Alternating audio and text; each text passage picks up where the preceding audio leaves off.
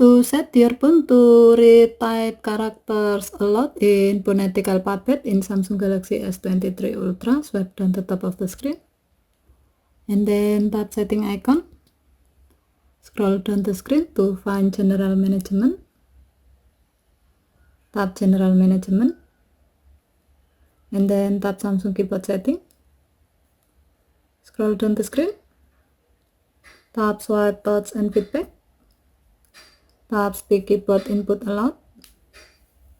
While you set this feature to read characters and words, tap the gray on off switch next to phonetic alphabet to enable this option.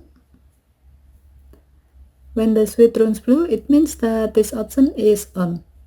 To see the result, open an app where you can type with your Samsung keyboard.